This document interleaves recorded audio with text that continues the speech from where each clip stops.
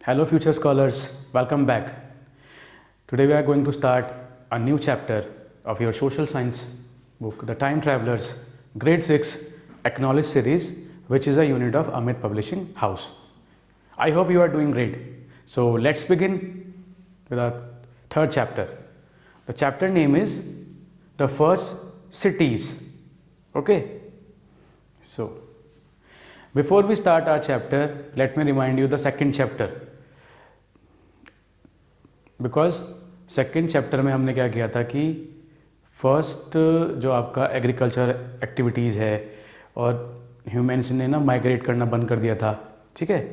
अब वो धीरे धीरे सेटलमेंट की ओर जा रहा था, यानी कि एक सोसाइटीज़ क्रिएट होने लगी हैं, अब सोसाइटी समाज स्थापित हो गया था, ठीक है। अब वो कुछ रिचुअल्स अपने रिलीजियस एक्टिविटीज़ भी करना स्टार्ट कर चुके थे। So let's begin. Imagine you are a archaeologist and you have discovered a lots of Indus artifacts। या आपके सामने कुछ आर्टिफैक्ट्स हैं या आर्टिकल्स हैं। आप एक आर्कियोलॉजिस्ट हो, आपका काम है कि आपको ये ना डिग करते हुए या अर्थ के क्रश को खुदाई करते हुए आपको ये चीज़ें मिली हैं, तो आपको बताना है कि ये क्या क्या हो सकती हैं, ठीक है। Just reference for. तो फर्स्ट वन आपको दिख रहा होगा, फर्स्ट इमेज में बुल दिख रहा होगा आपको, या फिर डियर को बोल सकते हैं इसको, इसमें आपको हॉर्न्स दिखाई दे रहे हैं, ठीक है। सेकंड इमेजेस में आपको दिखाई दे रहा है टॉयज। तो यानी कि इंडस वैली सिविलाइजेशन के जो लोग थे उनको इन चीज़ों के बारे में काफ़ी नॉलेज थी, वो एक्सपर्ट्स थे टॉयज मेकिंग में, और पॉटरी बनाने में वो काफ़ी एडवांस थे। डिफरेंट डिफरेंट टाइप्स की वो पॉटरी बनाया करते थे और डिफरेंट साइज़ के कलर्स मेटल्स को यूज़ करते हैं, ठीक है। फोर्थ में है डाइस, लाइक वो शायद कुछ गेम्स एक्टिविटीज़ भी क्या करते होंगे इंडस वैली सिविलाइजेशन के लोग, okay. So during the neolithic age, जो कि हमने चैप्टर 2 में पढ़ा है कि न्यूलिथिक एज में हमारे जो वेपन्स थे, टूल्स थे, वो काफ़ी एडवांस हो गए थे, यानी कि शार्प कर लिए गए थे। स्टोन्स हमारे काफ़ी शार्प हो गए थे, हमने मेटल्स का यूज़ करना स्टार्ट कर दिया था, ठीक है। और हमने एनिमल्स को भी डोमेस्टिकेट करना स्टार्ट कर दिया था, लाइक डॉग्स ह्यूमंस के साथ काफ़ी एक अच्छा रिलेशन का सेटअप हो गया था, बिकॉज वो उनके साथ ही रहा करते थे, like a watch dog. Suppose किसी फार्मर ने किसानों ने ना एग्रीकल्चर को प्रोड्यूस किया है, तो वो उसकी फील्ड्स को देखता था लाइक अ वॉच डॉग, और कोई स्ट्रेंजर्स आता है तो उसको भी वो बाग करता था, भौंकता था, ताकि वो उसको अलर्ट कर दे, ठीक है। सो और बाकी एनिमल्स जो हैं लाइक गॉट हो गई और आपकी शीप हो गई। गॉट से हमें मिल्क मिल जाएगा, शीप से हमें वूल मिल जाएगी। लाइक जैसे विंटर, अगर हमें सर्दियों का सीज़न आ गया तो हमें ऊनी कपड़े पहनते हैं हम, like, okay. So thereby making them less dependent on the earliest practice of nomadic, यानी कि पहले जो ह्यूमंस थे वो माइग्रेट क्या करते थे in the search of food, यानी कि उनको खाना चाहिए। अब क्योंकि परमानेंट सेटलमेंट नहीं था, ना कि उनके पास कोई घर था, तो वो केव्स में रहा करते थे और फॉरेस्ट में रहा करते थे, कभी पेड़ के ऊपर कोई हैच बना लिया, इस तरीके से रहा करते थे, यानी कि कोई परमानेंट सेटलमेंट नहीं था। लेकिन न्यूलिथिक एज में ये चीज़ें अब धीरे धीरे डेवलप होने लगी थी, ठीक है। They were able to meet the challenges to of taking care of their basic needs and devote more time to the various other activities. Like अब उनके पास ना फूड की रिलेटेड कोई प्रॉब्लम्स नहीं रह गई थी, बिकॉज अब वो एग्रीकल्चर करने लगे थे, खेती करने लगे थे, तो उनकी जो फूड्स की प्रॉब्लम्स थी जिसके लिए उनको माइग्रेट करना पड़ता था, अब वो ऐसी समस्या नहीं रही, और वो अब अलग एक्टिविटीज़ में अपने आप को टाइम स्पेंड करने लगे, लाइक रिलीजियस एक्टिविटीज़ हो गई या फर्दर ट्रेड रिलेटेड एक्टिविटीज़ हो गई, ओके। क्राफ्ट बनाने लगे थे, वो पॉटरी बनाने लगे थे, स्पिनिंग वीविंग, यानी कि कपड़ा बनाना भी उन्होंने स्टार्ट कर दिया था। The craft of tool making also become more advance, और discovery of metal such as copper और further accelerate the march of progress, यानी कि मेटल्स की डिस्कवरी होने से जो टूल्स मेकिंग है और जो पॉटरी सिस्टम है ना, तो वो काफ़ी एडवांस हो गया था। अब टूल्स मेटल्स का यूज़ होने लगा, टूल्स को बनाने में, वेपन्स को बनाने में, ठीक है। तो specialise in new craft such as smelting और मेकिंग अलॉयज, यानी कि अब उनको ये प्रोसेस पता लग गया था कि मेटल्स को मेल्ट करके, पिघला के, अगर दूसरे मेटल को उसका मिक्सिंग किया जाए तो एक नया ही मेटल क्रिएट होता है, इसको अलॉयज भी बोल देते हैं। As a result a transition from the agricultural society to the much more advance society to place in which towns and cities, यानी कि अब धीरे धीरे इनकी एक्टिविटीज़ और ज़्यादा एडवांस होने लगी। लाइक ट्रेड रिलेटेड एक्टिविटीज़ करने लगे, एक शहर एक रीजन से दूसरे रीजन जा रहे हैं, ठीक है। सो जैसे ही देखो सिंपल, अगर कुछ सपोज करो 5 to 6 फैमिलीज़ हैं, उन्होंने अब एक साथ रहना स्टार्ट कर दिया तो उसको बोलते थे हैमलेट। लेकिन धीरे धीरे जब नंबर ऑफ़ फैमिलीज़ बढ़ती जाएंगी तो वो टाउन में कन्वर्ट हो जाएगा, फिर टाउन में और ज़्यादा पॉपुलेशन हो जाएगी। तो पॉपुलेशन जब बढ़ती रहेगी और रिसोर्सेज क्रिएट होते जाएंगे तो फिर वो अर्बनाइजेशन को डेवलप करेगा, और यानी कि हमारे शहर बसते जाएंगे।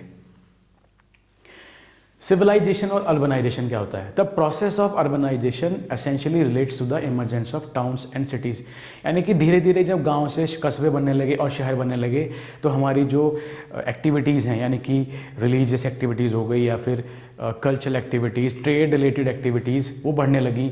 हमारे क्राफ्ट्स बनने लगे, आर्टिकल्स, पॉटरी हो गए, ठीक है। तो लाइफ बिकम मोर कॉम्प्लेक्स और एडवांस होने लगी थी। Craftsman starting exchange their products. देखो इसमें होने क्या लगा था कि इस टाइम में ना लोगों के पास कोई करेंसी नहीं थी कि जिससे वो ट्रेड कर पाएँ, तो वो क्या करते थे, वो गुड्स के बदले गुड्स को एक्सचेंज कर लिया करते थे। सपोज किसी क्राफ्ट्समैन को ज़रूरत है वीट की, तो वो फार्मर के साथ, और फार्मर को ज़रूरत है क्राफ्ट आर्टिफैक्ट्स की, तो वो आपस में चेंज कर लिया करते थे, एक्सचेंज कर लेते थे। बिकॉज उस टाइम पे कोई स्पेसिफिक कोई करेंसी नहीं थी जिससे वो एक्सचेंज कर पाए। लाइक जैसे हम करते हैं आज हम पैसे देते हैं और चीज़ें खरीद लेते हैं, ऐसा नहीं होता था पहले। Eventually the traders and craftsman begin to live close to each other, यानी कि ट्रेडर्स और आपके क्राफ्ट्समैन, इनमें ना एक बॉन्डिंग क्रिएट हो गई, यानी कि बिजनेस के रिलेटेड होने लगी। सब एक तरीके से एक ऐसा एटमॉस्फेयर क्रिएट हो गया था कि सब like a settlement, proper settlement, एक ट्रेड रिलेटेड एक्टिविटीज़ बनती जा रही हैं सोसाइटी में, ठीक है। ओके, तो इसमें फिर एक बात आती है एडमिनिस्ट्रेटिव सिस्टम। एडमिनिस्ट्रेटिव सिस्टम का मतलब है कि जिसमें किसी टाउन को या सिटीज़ को कैसे रन किया जाए या कैसे उसको चला सकते हैं, फर्दर पॉलिसी बनाकर या कोई कानून बनाकर, कैसे सभी को वो फॉलो करने हैं, ठीक है। कोई रिलीजियस कस्टम्स हैं या फिर कोई ट्रेड से संबंधित कोई इशू आ रहा है, तो उसमें जो भी हेड होता था या आपस में से किसी को हेड चूज़ कर लेते थे, फिर वही सब उसके डायरेक्शन को फॉलो करते थे। Okay, the appearance of the bronze age was also marked by the rise of 4 major civilisation. देखो ब्रॉन्ज एज यानी कि ब्रॉन्ज एक मेटल है जिसमें हमने कॉपर और टिन को मिक्स करके ब्रॉन्ज हमने मेटल क्रिएट कर लिया। कुछ ऐसी सिविलाइजेशंस हैं जो बहुत पुरानी हैं जिसमें हमें ब्रॉन्ज का यूज़ देखने को मिलता है। लाइक फर्स्ट है आपकी इंडस वैली सिविलाइजेशन, जो कहाँ है, इंडिया, इंडस रिवर के आसपास आपको मिलेगी, ठीक है। चाइनीज सिविलाइजेशन है वो हुआंगो रिवर के आसपास मिलेगी आपको। चाइना में एक रिवर है हुआंगो, तो उसके आसपास ही ये सिविलाइजेशन मिली है।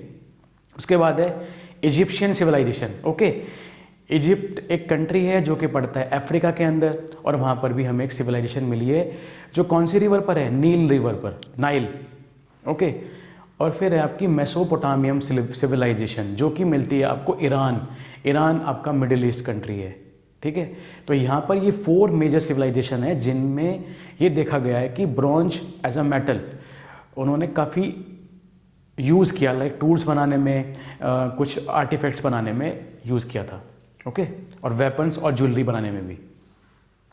उसके बाद हड़प्पन कल्चर। अब हम सबसे पहले डिस्कस कर लेते हैं इंडस वैली सिविलाइजेशन कि कैसे कैसे इसको डिस्कवर किया गया, क्या क्या इससे हमें चीज़ें मिली हैं, है ना। तो ये सब चीज़ें हम इस टॉपिक में कवर करने वाले हैं। Okay, Indus valley civilisation Indus river के आसपास वाला जो रीजन है, लाइक कश्मीर, पंजाब, राजस्थान, गुजरात, यहाँ पर ये सिविलाइजेशन अपनी बसी हुई थी, सेटलमेंट था इनका। ओके, और इंडस रिवर की जो आसपास जो ट्रिब्यूटरीज होती हैं। अब क्वेश्चन आता है यहाँ पे, व्हाट इज ट्रिब्यूटरी। ट्रिब्यूटरी का मतलब होता है कि अगर कोई मेन रिवर है, मेन रिवर में जब छोटी रिवर्स आकर मिल जाए तो वो उसकी ट्रिब्यूटरीज या सहायक नदियाँ उनको कहा जाता है। ओके, अब इसकी डिस्कवरी कैसे हुई है, देखो 1826 में एक एक्सप्लोरर आए जिनका नाम, जो ईस्ट इंडिया कंपनी से आए थे, उनका नाम था चार्ल्स मैसन। वो एक लाइक अ ट्रैवलर घूमते हुए आ रहे थे, तो उनको कुछ मिस्टीरियस ब्रिक माउंट्स मिले, यानी कि ईंट के बने हुए कुछ ऐसे ऊंचे ऊंचे टिले थे, वो उनको दिखाई दिए। उनको लगा ये कोई पुराने कासल हैं, कासल मतलब महल है, तो उन्होंने इतना कुछ ज़्यादा ध्यान नहीं दिया उस टाइम पे। 30 ईयर्स लेटर, 30 साल बाद 1856 में रेलवे इंजीनियर्स आए, क्योंकि उनको एक रेलवे ट्रैक बिछाना था, जो कहाँ से कहाँ तक था, कराची से लाहौर तक। तो उनको वहाँ पर क्या मिला, railway engineers found much more such bricks while laying some railway tracks, यानी कि जब वो रेलवे ट्रैक्स को बिछा रहे थे तो उनको वहाँ पर कुछ ब्रिक्स मिली उसी पैटर्न में, bricks of to build the railway line between the Karachi और लाहौर। तो मैनी ईयर्स लेटर इन 1921, यानी कि बहुत साल बाद जब और डिस्कवरीज होती रही फर्दर, तो फाइनली 1921 में एक इंडियन आर्कियोलॉजिस्ट थे जिनका नाम था दयाराम साहनी, और उनकी टीम ने फाइनली उन्होंने इस साइट को इम्पोर्टेंस दी, और उस पर काफ़ी रिसर्च करने के बाद जब उन्होंने काफ़ी यहाँ पे खुदाई की, डिगिंग की, तो उनको पता चला कि पंजाब वाले साइड में इन 1919-20 में राखल दास बनर्जी और ऑफिसर जो थे आर्कियोलॉजिकल सर्वे ऑफ इंडिया, ये टीम ने मिलकर उन्होंने मोहनजोदारो सिटी को फाउंड किया। यानी कि इंडस वैली सिविलाइजेशन में 2 ही शहर ऐसे हुए हैं जो काफ़ी इंपॉर्टेंट थे, एक हड़प्पा और एक मोहनजोदारो, जो कहाँ मिलेंगे आपको, on the banks of the river Indus. In 1931 further फिर एक्सकवेशन हुए और ज़्यादा डिगिंग हुई under the supervision of John Marshall, यानी कि जॉन मार्शल के सुपरविजन में और फर्दर इन्वेस्टिगेशन हुई, ये प्रोसेस हुआ और खुदाई हुई। उसमें हमें और ज़्यादा सिमिलर ऐसे एंशियंट साइट्स मिली जो कि इंडस रिवर वैली के आसपास ही थी। These ancient cities were part of, और जितनी भी साइट्स हमें मिलती गई या जितने भी रीजन्स हमें मिलते गए, वो सभी क्या इंडिकेट कर रहे थे कि वो कहीं ना कहीं इंडस वैली सिविलाइजेशन का पार्ट रहे होंगे। Okay, which flourished about between 3000 BC से लेकर 1800 BC तक ये टाइम पीरियड रहा होगा उस टाइम पे उनका। तो Indus valley civilisation is also known as Harappan civilisation because Harappa was the first site. Indus valley civilisation में सबसे पहली जो साइट मिली थी, या सबसे पहला जो अगर शहर माने तो वो हड़प्पा था। उसके बाद लोकेशन कहाँ पर देख लेते हैं इसकी, कहाँ पर जो साइट्स मिली हैं अब हम इसको पता कर लेते हैं। ठीक है, सबसे पहले हमें जो मिली है आपको बलूचिस्तान से लेकर सिंध, गुजरात, राजस्थान, हरियाणा, पंजाब और वेस्टर्न उत्तर प्रदेश में ये साइट्स हमें मिली हैं जो कि इंडस वैली सिविलाइजेशन का पार्ट रही होंगी। Most important cities were Harappa और Punjab and Mohenjodaro in the Sindh of Pakistan, यानी कि पंजाब वाले साइड आपको हड़प्पा रीजन मिलेगा और सिंध वाली साइड आपको मोहनजोदारो साइट मिलेगी। उसके बाद अब इंडस वैली सिविलाइजेशन में जब उन्होंने डिगिंग की, खुदाई की, जब उन्हें पता चला कि उनकी टाउन प्लानिंग किस तरह से, मतलब किस तरीके से उन्होंने कस्बों को, शहरों को बसाया हुआ था, काफ़ी प्लानिंग के साथ, वो काफ़ी एडवांस थे अपने टाइम में, because they know very well how to plan a city. Most of the cities consist of 2 portion. लगभग मोस्ट ऑफ द सिटीज़ में आपको 2 पोर्शन देखने को मिलेंगे। एक होता था सिटाडेल और एक था लोअर टाउन। सिटाडेल बोल देते हैं कि upper section of the town. Suppose करो अगर कोई हेड को चूज़ किया गया अमंग्स मेंबर्स के बीच में से जो उनको रूल करेगा, तो उसका जो घर हुआ या कोई एक प्लेस हो गया उसको ऊंचाई पे रखते थे, ताकि जितने भी पब्लिक गैदरिंग है या डिस्कशन है या कोई भी सोसाइटी में इशू आ रहा है, तो वो सब ये लोग ना सिटाडेल में जाकर वो सब डिस्कशन किया करते थे, और बाकी नीचे पूरा टाउन, कस्बा बसा करता था जहाँ पर आम लोग, सिटीजन रहा करते थे। Okay, citadel would be higher level than the lower town, usually located on the western side of the city, यानी कि शहर के वेस्टर्न साइड में सिटाडेल हुआ करता था। यहाँ पर पब्लिक गैदरिंग हुआ करती थी, इंपॉर्टेंट एक्टिविटीज परफॉर्म किया जाती थी। अब ये देखो, ये आप इमेज देख पा रहे हो, सबसे जो ऊपर आपको जो साइड दिखाई ये बोलते हैं सिटाडेल, यानी कि ये यहाँ पर रहते हैं कॉमन सिटीजन्स, और यहाँ पर सबसे on the top of the town यहाँ पर पब्लिक गैदरिंग हुआ करती थी, यहाँ पर रूल्स और रेगुलेशन डिस्कस किए जाते थे कि किस तरीके से अगर कोई प्रॉब्लम सोसाइटी में आ रही है तो उसको कैसे हैंडल किया जाए या कैसे उसका सोल्यूशन निकाला जाए। सो हाई क्वालिटी के मड्स वो यूज़ करते थे, ब्रिक्स बनाते थे, उनको पता था कि ब्रिक को कैसे अच्छी ब्रिक बनानी है, उसको भट्टी में जलाते थे proper. They know very well how to construct a wall और बिल्डिंग्स, और उनको ये पता था कि कैसे गर्मी में सर्वाइव करना है, बिकॉज जो वो अपने घरों की दीवारें बनाते थे वो काफ़ी थिक बनाते थे, बिकॉज जिससे कि समर की जो हीट होती थी, गर्मी, उसको वो कैसे अंदर का एटमॉस्फेयर ठंडा रहेगा comparison to the outer space. They were also laid out an interlocking pattern to ensure stronger walls.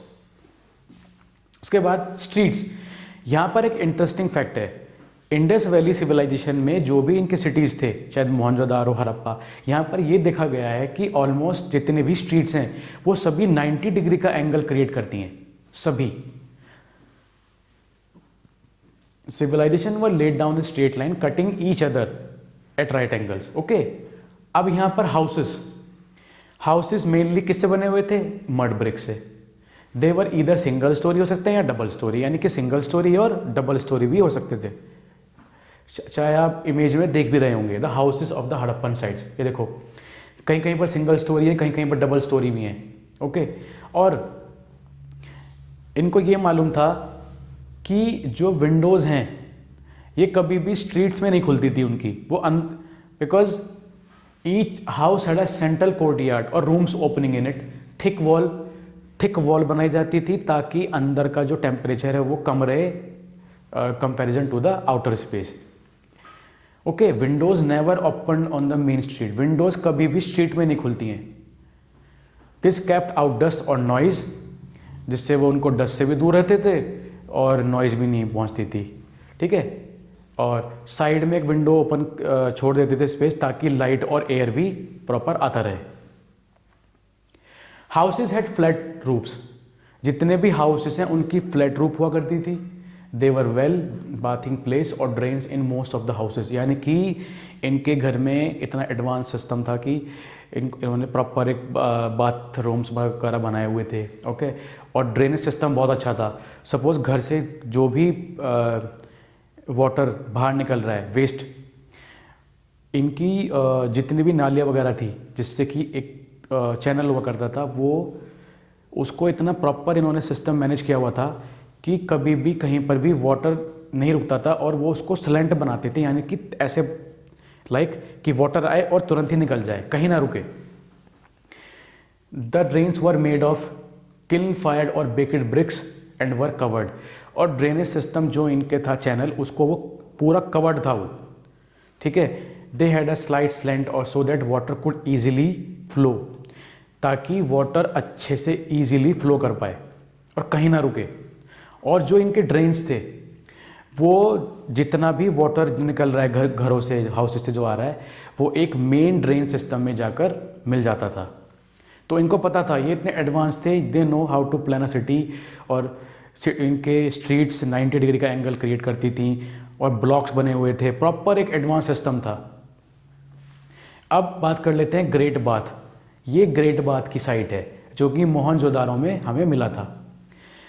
Great bath close to the granary. Granary होता है कि सपोज करो आपने suppose you are a farmer और आपने कोई भी क्रॉप्स ग्रो कराई हैं, तो जो भी आपकी फूड ग्रेन्स हैं उसको स्टोर करने के लिए बहुत ही बड़े बड़े स्केल पर ग्रेनरीज बनाई जाती थी, ताकि फॉर द फर्दर एक्टिविटीज़ या फ्यूचर में अगर हमें ग्रेन्स की ज़रूरत महसूस होती है तो वहाँ से यूज़ कर लिया करते थे। ठीक है, तो ग्रेट बाथ में क्या होता था, इट वॉज अ पूल, एक पूल होता था लाइक अ स्विमिंग पूल, जैसे हम देखते हैं आज in the current world, of tar had drain for keep it clean. There were 2 flights of steps to enter in. दो एंट्रेंस थे, एक तरफ से आप एंटर कर पाओगे पूल के अंदर और दूसरे से आपको निकलना है।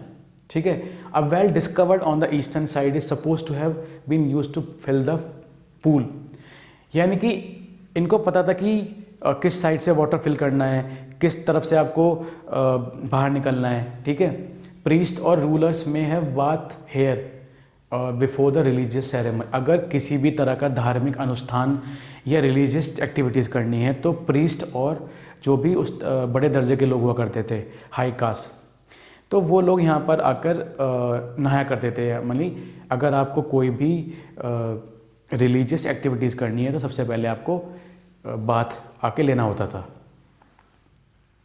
ग्रेनरीज मैं आपको बता चुका हूँ, जो भी आपका फूड प्रोडक्शन हुआ है, जो ग्रेन्स यानी कि जो क्रॉप्स आपने ग्रो कराई हैं उसको स्टोर करने के लिए बहुत ही बड़े बड़े रूम्स होते थे, उसमें उसको स्टोर किया जाता था।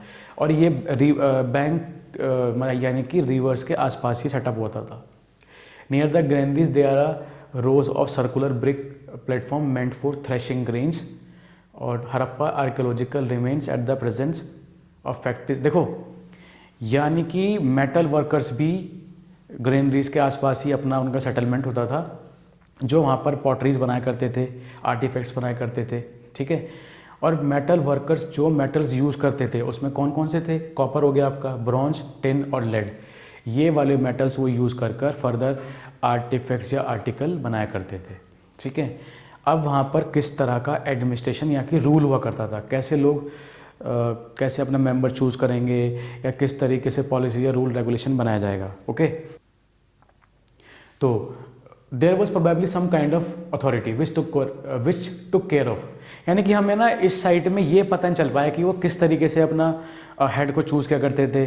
मतलब ऐसे रहा हुआ कि कोई आपस में मेंबर को चूज़ कर लिया करते थे, वही सब कुछ देख रेख करता था। सपोज करो सबसे पहली प्रायोरिटी क्या होगी कि कोई भी शहर में फूड की कमी ना हो, एंटायर पॉपुलेशन को वो फूड मिल पाए, तो इसीलिए ग्रेनरीज सेटअप की जाती थी, okay. Production of items for trade और ऑर्गेनाइज किया जाता था, यानी कि अगर ट्रेड करना है तो लोग जो आते थे रीजन्स, एक रीजन से दूसरे रीजन में, तो उनके लिए फैसिलिटीज़ प्रोवाइड कराना, ये सारी चीज़ें रहा करती थी। Labour for building and maintaining city life besides the administrative और bureaucrats who looked after the management of town, यानी कि जो भी लोग थे जो वो एक हेड चुन लिया करते होंगे बीच में से ही, वो ये इंश्योर करते थे कि फर्दर अगर आपको ट्रेड करना है या कोई भी किसी तरह का रिलीजियस परफॉर्म एक्टिविटीज़ करनी है तो कुछ रूल्स और रेगुलेशंस आपको फॉलो करने होंगे, उसी के अकॉर्डिंग आपको चलना होता था। यानी कि क्राफ्ट्समैन जो बना रहे हैं आर्टिकल्स, ठीक है, तो the towns were also centre of the exchange, यानी कि यहाँ पर गुड्स को भी एक्सचेंज कर लिया जाता था at the centre of the city, ठीक है। अब क्राफ्ट और technology, the Harappan cities were centres for the production. Harappan जो शहर रहा है, हड़प्पा जो सिटी रहा है, वो मेन सेंटर रहा है क्राफ्ट और technology. The people in the Harappan towns made use of bronze extensively, यानी कि इन्होंने हड़प्पन में जो सिटीजन रहा करते थे उन्होंने ब्रॉन्ज को काफ़ी एक्सटेंसिवली यूज़ किया, बहुत, यानी कि उन्होंने दे मेड ब्रॉन्ज। अब उन्होंने ब्रॉन्ज कैसे बनाया? उन्होंने कॉपर और टिन को मिक्स कर लिया था, फिर जिससे ब्रॉन्ज बना। अब ब्रॉन्ज से उन्होंने टूल्स बनाए और फर्दर वेपन्स बनाए उन्होंने। उसके बाद यहाँ पर ये देखा गया है कि जब वो खुदाई कर रहे थे तो मोहनजोदारो वाली साइड से एक डांसिंग गर्ल, एक आपको एक आर्टिफैक्ट मिला है जो कि डिस्कवरी हुई थी, जो कि ब्रॉन्ज से बनी हुई थी, एक स्टैचू मिला था, ठीक है। अब क्लॉथ कैसे बनाते थे वो, यानी कि उनको पता था कि क्लॉथ कैसे बनाते हैं, तो उन्होंने सबसे पहले, देखो हड़प्पन्स पहले ऐसे द फर्स्ट पीपल हैं इन द वर्ल्ड जो कॉटन उगाते थे। सबसे पहले इनको पता था कि how to grow cotton at Mehrgarh जो साइड है वो आपकी बलूचिस्तान यानी कि पाकिस्तान वाली साइड है, जो करंट आज पाकिस्तान है। यहाँ पर कॉटन के बीड्स को रखा जाता था। सपोज करो अगर आपने कॉटन ग्रो कराई है तो उसमें जो बीड्स होते हैं, उसके फ्लावर होता है, फ्लावर को फिर थ्रेश करते हैं, फिर उससे उसको थ्रेड बनाते हैं, स्पिनिंग करके वीविंग करके बुना जाता है, फिर कपड़ा तैयार होता है, ठीक है। तो Harappans were well acquainted with the process of fabric making, यानी कि हड़प्पन्स जो लोग थे इनको ये इस क्लॉथ बनाने की टेक्निक में काफ़ी एडवांस थे, ओके।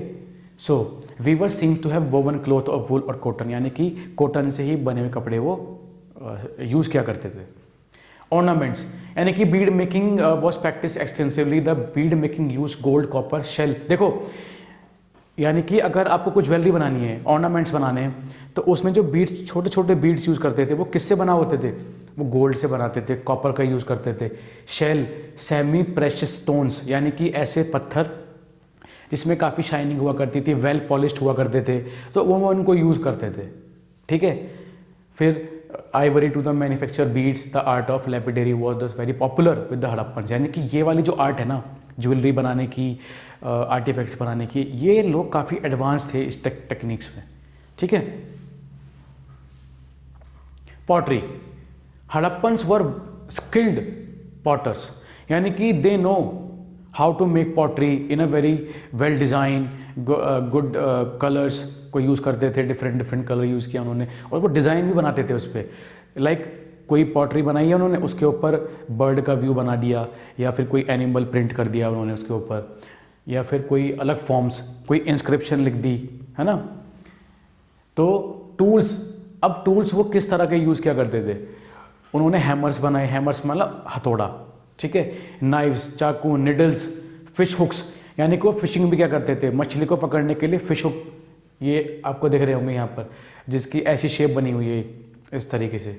सो रेजर्स, सॉज, तो some tools were made of stone, कुछ जो टूल्स हैं वो स्टोन से बने हुए हैं, और कुछ को कॉपर से बनाया, कुछ को मेटल से यूज़ किया उन्होंने उसमें, कुछ को उन्होंने ब्रॉन्ज का यूज़ किया वेपन्स बनाने के लिए या टूल्स बनाने के लिए। फर्दर जब वो ट्रेड क्या करते थे, since Harappan did not use metal money, तो we may in conclude with a fair amount of certainty. देखो, यानी कि कोई ऐसा एविडेंस, ऐसा प्रूफ नहीं मिला है कि वो कोई करेंसी एक्सचेंज किया करते थे, नहीं, बल्कि ऐसा माना जाता है कि वो गुड्स के बदले गुड्स को ही एक्सचेंज किया करते थे।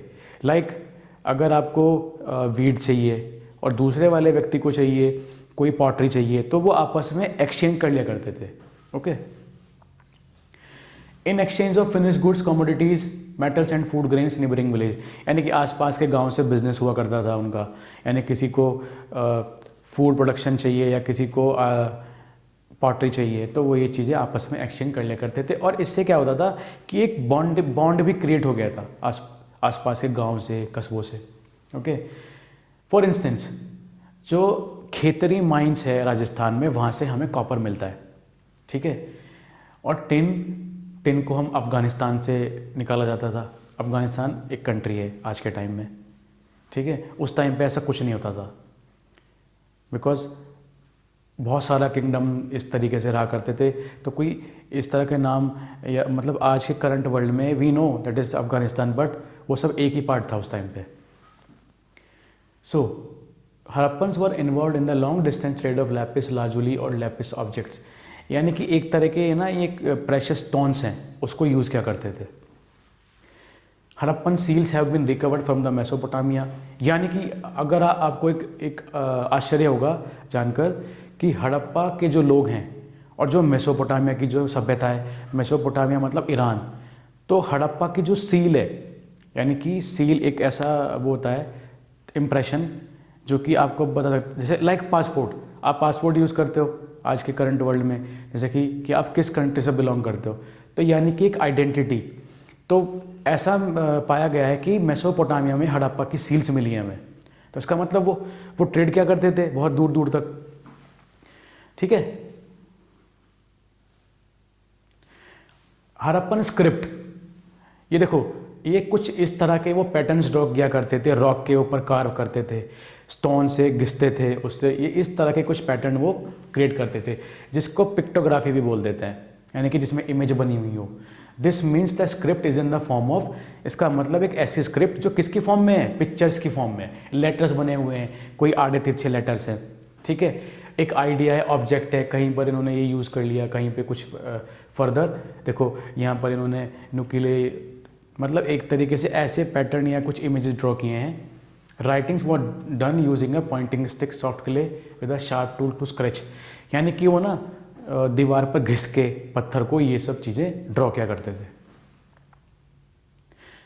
मार्क ऑन द स्टोन और metal the Indus script was written, देखो जब भी ये लोग लिखा करते थे ना, ये कुछ वर्ड्स को पत्थर पे या रॉक पर कार्व कर रहे हैं, तो वो क्या करते थे, वो कहाँ से लिखते थे, राइट से लेफ्ट की ओर लिखा करते थे। The script has not yet been deciphered, यानी कि जो ये स्क्रिप्ट इन्होंने लिखे हैं या इस तरह के सिंबल्स यूज़ किए हैं, इनको अभी तक इनका ना प्रॉपर हम समझ नहीं पाए हैं कि वो क्या लिखा हुआ है। तो वो अभी भी डिस्कवरी या फर्दर जो भी चीज़ें हैं वो चलती रहती हैं साथ के साथ।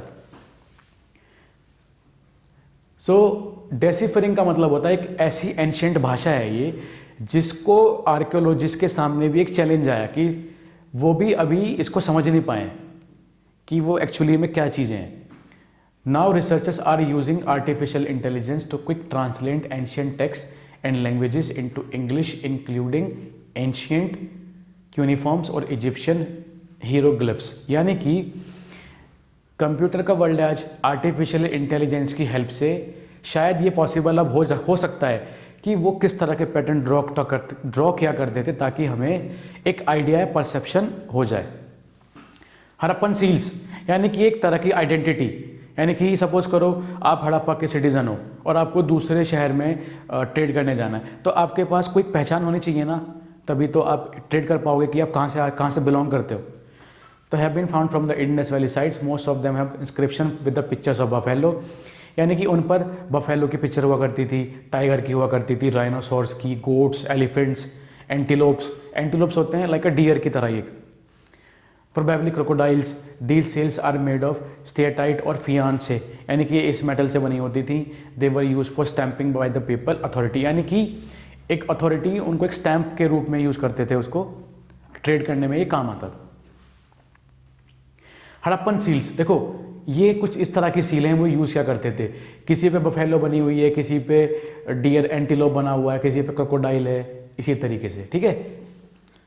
अ Harappan seal depicting the figure of a yogi with 3 faces surrounded by an elephant, a tiger, rhinoceros. यहाँ पर हमें एक ऐसी सील मिली है जो 3 फेसेस शो करती है, लाइक उसमें क्या हुआ है, एक योगी को दिखाया गया है जिसके पीछे एलिफेंट है, एक तरफ टाइगर है, एक तरफ राइनोसोर्स है, और एक तरफ बफेलो को दिखाया गया है।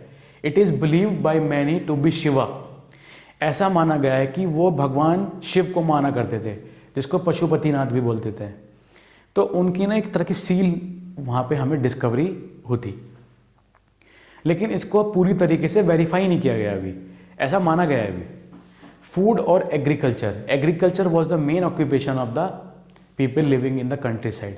एग्रीकल्चर प्रॉपर एक मेन ऑक्यूपेशन था इन लोगों का।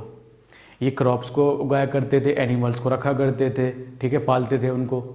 The farmers had herder suppliers food to craftsman, यानी कि फार्मर्स क्या करते थे, एक्सचेंज करते थे फूड को किसके साथ, क्राफ्ट्समैन के साथ, और क्राफ्ट्समैन बदले में पॉटरी वगैरह उनको एक्सचेंज किया करते थे, ठीक है।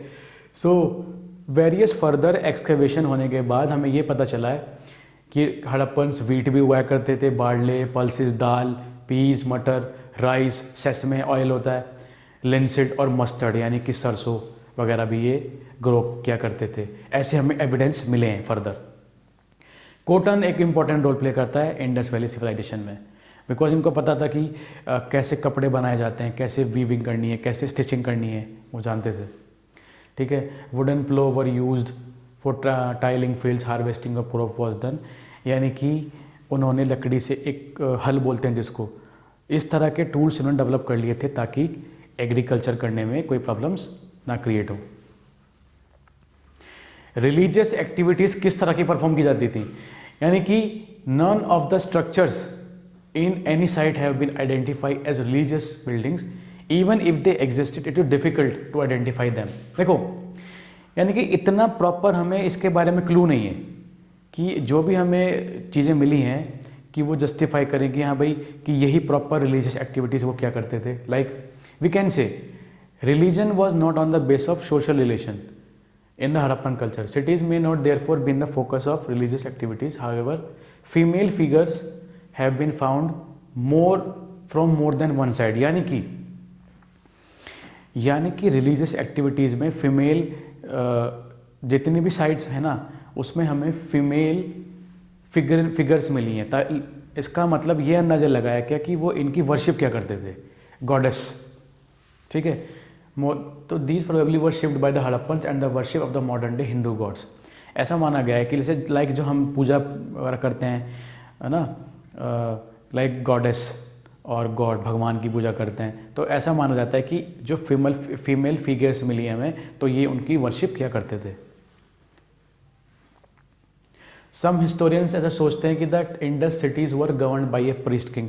कुछ हिस्टोरियंस को ऐसा लगता है कि जो भी सोसाइटी को चलाते थे उनका ऐसा मानना था गवर्नड बाय ए प्रीस्ट किंग, कोई एक किंग चलाया करता था जो कि पुजारी भी था, जो कि रिलीजियस एक्टिविटीज़ परफॉर्म करते हों। ठीक है, सो डिक्लाइन। अब इंडस वैली सिविलाइजेशन जो इतनी एडवांस सिविलाइजेशन थी वो कैसे डिक्लाइन हो गई, यानी कि कैसे वो एक्सटिंक्ट कर गई या कैसे धीरे धीरे उसका डाउनफॉल हो गया, वो सब जानते हैं। Around 3900 years ago we find the beginning of major change, यानी कि 3900 ईयर्स पहले कुछ चेंजेस आने शुरू हो गए। Like people stop living in the many of cities, writing seals और weights were no longer used, है ना। रॉ मटेरियल्स को ब्रॉड फ्रॉम लॉन्ग डिस्टेंस, यानी कि कुछ ना कुछ ऐसी सिचुएशन रही होंगी कि जो रॉ मटेरियल्स को यूज़ किया जाता था गुड्स बनाने में, अब वो चीज़ें जो एक्टिविटीज़ हैं ट्रेड रिलेटेड अब वो परफॉर्म नहीं की जा रही हैं, है ना। इन मोहनजोदारो में हमें ये मिला है कि we find that garbage piled up on the streets, यानी कि ऐसा देखा गया कि सभ्यता धीरे धीरे डिक्लाइन की ओर बढ़ती चली गई।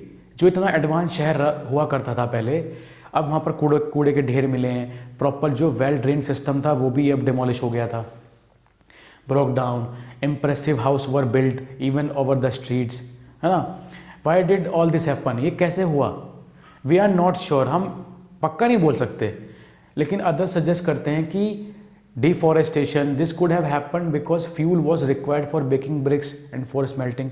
देखो जब भी ब्रिक बनानी है या कुछ फ्यूल लगता था तो लार्ज स्केल पर पेड़ों को काटा गया, जिससे जो हमें रिसोर्सेज मिल पा रहे थे वो धीरे धीरे कमी होने लगी, है ना। जब हम किसी मेटल्स को यूज़ कर रहे हैं लगातार, शायद ऐसी प्रॉब्लम्स रही होंगी कि वो रिसोर्सेज धीरे धीरे ख़त्म होने लग गए हों, है ना। Besides grazing by large hertz of cattle sheep और गोट में have destroyed the green cover, यानी कि एक ही रीजन में हमने अब जो हमारे पालतू जानवर थे जब वो घास खाया करते थे, हो सकता है कि उस टाइम पे वो जितना भी फॉरेस्ट्री एरिया था वो धीरे धीरे ख़त्म हो गया हो किसी कारण से, कुछ ऐसी सिचुएशंस क्रिएट हुई हों। ओके, इन सम एरियाज़ कहीं पर ऐसा भी माना गया कि बाढ़ आ गई होगी तो पूरा शहर तबाह हो गया हो, है ना। तो रिसर्चर्स के पास प्रॉपर रीज़न नहीं है, बट उन्होंने एक ऐसा आइडिया लगाया। All the cities flooding, river drawing up, हो सकता है कि रिवर्स उस टाइम पे ड्राई कर गई हो, जिससे कि देखो रिवर वाटर क्या है, बेसिक एक रिक्वायरमेंट है, आपको कुकिंग करनी है, एग्रीकल्चर करनी है, इरिगेशन करनी है, तो हो सकता है कि उस टाइम पे नदियाँ सूख गई हों या और भी कुछ कारण रहे हों। ठीक है, it appears has rulers lost control in any case effects of the change are quite clear. जो साइट्स हैं सिंध और पंजाब की तरफ उनको छोड़ दिया गया, हो सकता है कि कुछ साइट्स उन्होंने जब धीरे धीरे रिसोर्सेज ख़त्म होते चले गए तो उन्होंने फिर से माइग्रेट किया हो सकता है पॉसिबिलिटीज़। स्मॉलर सेटलमेंट्स देखे गए हैं ईस्ट और साउथ की ओर। ठीक है, हड़प्पन टाउन्स ऑफ राजस्थान और गुजरात, हड़प्पा की जो साइट्स हैं जो राजस्थान में जो कस्बे और शहर मिले हैं, उसमें कालीबंगन नाम का भी एक शहर रहा है। कालीबंगन राजस्थान में है, जो कि सरस्वती रिवर के आसपास सेटलमेंट था जिसमें हमें अर्लीस्ट प्लो फील्ड्स मिले हैं, यानी कि जुते हुए खेत मिले हैं। यानी कि जब उन्होंने एग्रीकल्चर की हुई होगी तो हमें ना, जैसे हम खेत की जुताई करते हैं, वो हमें फील्ड्स मिले हैं वहाँ पर कालीबंगन साइड पे। धोलावीरा में हमें क्या मिला कि खादिर बेट, ये रण ऑफ कच्छ यानी कि गुजरात की side, different from the other sides of civilisation apart from the citadel the lower town there were also a middle town. देखो हमने शहर कस्बों में क्या पढ़ा था कि एक सिटाडेल होगा और एक नीचे आम लोग रहते थे, लेकिन धोलावीरा में हमने देखा कि मिडल टाउन भी था, बीच में एक मिडल सेक्शन भी था। The extensive use of stones in building suggest that easy availability of stone in the area, यानी कि उनको स्टोन्स की अवेलेबिलिटी ज़्यादा थी कंपेरिजन टू द दो साइड्स। जहाँ पर एक्सकवेशन हुआ है धोलावीरा में और कालीबंगन में, ये इंडिकेट करता है अर्बन हैबिटेशन को। ठीक है, 3 डिस्टिंक्ट लोकेलिटीज़ पाई गई हैं Citadel was for the ruling classes and the lower town for the common people, यानी कि जो लोग रूल किया करते थे वो तो रहते थे सिटाडेल में, और जो आम लोग थे वो कहाँ रहते थे, लोअर टाउन या मिडिल टाउन में। May be the middle settlement was meant for bureaucrats, हो सकता है कि मिडिल जो टाउन क्रिएट किया था, हो सकता है कि जो रूलर्स के अंडर जो लोग काम करते हैं, जो उसको एडवाइस करते हैं, हो सकता है वो रहा करते हैं यहाँ पर, है ना, मंत्रीगण आप बोल सकते हो उसको। मिडिल क्लास मर्चेंट्स, या फिर जो ट्रेडर्स या मर्चेंट्स होंगे वो भी वहाँ पर रहा करते होंगे। However it is difficult to say, कहना मुश्किल है। Hierarchical divisions correspond to the occupational division of socio economic differentiation, हो सकता है कि जो उनकी सोशियो इकोनॉमिक एक्टिविटीज़ थी, यानी कि जैसा वो काम किया करते थे उसके बेस पर एक ऐसा सिस्टम बना दिया हो कि ये लोग लोअर टाउन में रहेंगे, ये लोग मिडिल टाउन में रहेंगे और ये सिटाडेल में रहेंगे। लोथल गुजरात में एक साइट है जिसको माना गया है कि ये एक सी पोर्ट है, यानी कि यहाँ से ये लोग ट्रेड क्या करते थे दूर देशों से, है ना, by ship. Gulf of Khambhat, it was divided into citadel और lower town. A large warehouse था यहाँ पर पाया गया है, एक बहुत ही बड़ा एक वेयर हाउस मिला है यहाँ पर, वहाँ पर सामान को रखा जाता था, फिर फर्दर उसको बाई सी हम ट्रेड क्या करते थे, ठीक है। The beads were made of terracotta, terracotta एक यूज़ किया गया था, स्टोन को यूज़ किया गया, शेल को यूज़ किया गया। सिग्निफिकेंट फाइंड्स, डॉकयार्ड मिला, यानी कि जहाँ पर शिप आकर रुका करते हैं, छोटे छोटे बोट्स या शिप जहाँ पर आकर रुका करते हैं। In this dockyard ship might have been loaded और अनलोडेड, हो सकता है कि यहाँ पर ये जो वेयर हाउस बनाए गए थे या डॉकयार्ड थे, यहाँ पर सामान को लोड या अनलोड किया जाता था। अब हम इस चैप्टर का एक बार रिवीजन कर लेते हैं in a very short form. Indus valley civilisation का जो टाइम पीरियड है वो क्या है, 3000 BC से लेकर 1800 BC तक, ओके। और ये कौन सी रिवर पे मिलती है, इंडस रिवर के आसपास। It was one of the 4 major bronze age civilisation of the world. हमने 4 सिविलाइजेशन पढ़ी थी, तो उसमें से ब्रॉन्ज एज में तो ये एक थी, Indus valley civilisation. It spread, ये कहाँ पर फैली हुई थी, नॉर्दर्न और वेस्टर्न इंडिया में, सिंध वाले रीजन में और बलूचिस्तान वाले रीजन में। हड़प्पा, मोहनजोदारो, लोथल, रोपड़, कालीबंगन, ये इंपॉर्टेंट साइट्स मिली हमें। सिटीज़ कैसे थे, वेल प्लान्ड सिटीज़ एकदम, रोड कट करती थी राइट एंगल्स पर, स्ट्रीट जितनी भी थी वो 90 डिग्री का एंगल बनाती थी। हड़प्पन्स बहुत तरह के आर्टिफैक्ट्स प्रोड्यूस करते थे, लाइक उन्होंने सील्स बनाई, टैबलेट्स बनाए जिसमें इंस्क्रिप्शन होती थी, उसमें एनिमल्स को लाइक आप यूज़ करते थे एज अ सील, कि क्रोकोडाइल हो गया, आपका लॉयन हो, ठीक है, या फिर एंटीलोप्स हो गए, एलिफेंट, बुल, इनको यूज़ किया करते थे। The seals were recorded probably use for trading और एज रिकॉर्ड। सील्स का यूज़ होता था कहाँ पर, ट्रेड करते, तो आप ट्रेड करने के, अगर आप एक प्लेस से दूसरे प्लेस पे जा रहे हो तो वहाँ पर आपको सील दिखानी पड़ती थी। हड़प्पन स्क्रिप्ट रिमेन्स अनडिसिफर्ड दो वी नो। हड़प्पा की जो स्क्रिप्ट लिखी हुई है, मैं आपको बताया चैप्टर के बीच में, जो भी ये रॉक के ऊपर लिखा करते थे वो अभी भी अच्छे तरीके से हम उसको समझ नहीं पाए कि वो क्या लिखा हुआ है, और ये राइट से लेफ्ट की ओर लिखा करते थे। Archaeological remains do not point two well establish religious practices. देखो जितनी भी डिगिंग हुई है, ये एक्सकवेशन हुआ है, उससे हम प्रॉपर नहीं बोल सकते कि किस तरह की रिलीजियस प्रैक्टिस वो क्या करते थे। हड़प्पन्स वर्शिप मदर गॉडेस, ये देखा गया है कि वो मदर गॉडेस इनकी पूजा किया करते थे। And a God who resembles the Hindu God Shiva, यानी कि पशुपतिनाथ, इसमें मैंने आपको बताया था कि एक योगी की एक सील पर दिखाया गया है कि एक योगी है और उसके आसपास एलिफेंट है, तो ये चार, उसके 3 साइड में दिखाया गया है कि एलिफेंट्स के, और उसको माना गया है कि ये भगवान शिव की शायद वो पूजा किया करते थे, ओके।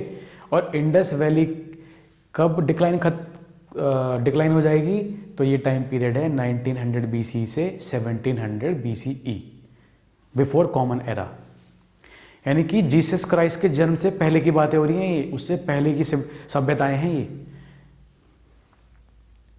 ओके। अब हम इसमें कुछ क्वेश्चन डिस्कस कर लेते हैं। तो फर्स्ट क्वेश्चन है आपका कि what information do the seals give us about the Harappans. देखो इंफॉर्मेशन हमें सील क्या प्रोवाइड करती हैं कि लोग ट्रेड क्या करते थे, सील्स को यूज़ क्या करते थे, उस सील्स पर एनिमल्स के इंस्क्रिप्शंस प्रिंट हुआ करती थी, ठीक है। और ये हम ट्रेड क्या करते थे, दूसरे रीजन्स थे, जैसे देखा गया कि हड़प्पा के लोग मेसोपोटामिया वाली साइट्स पर भी ट्रेड क्या करते थे आपस में।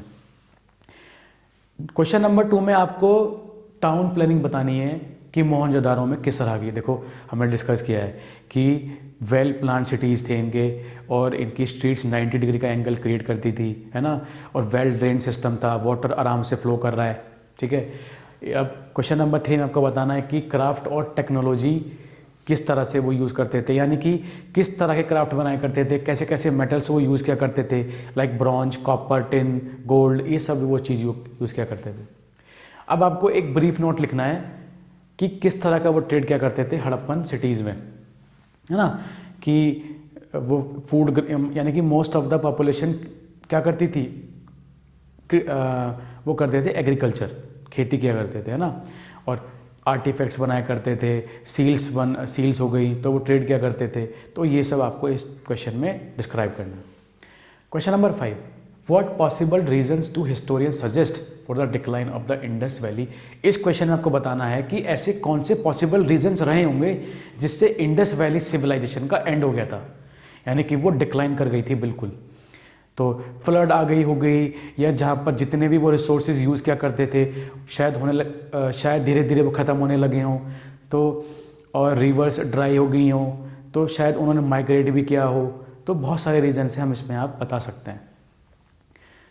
So thank you, stay connected, excited for the clamp of another video. I hope you enjoyed it, and we'll meet you in next video. Thank you.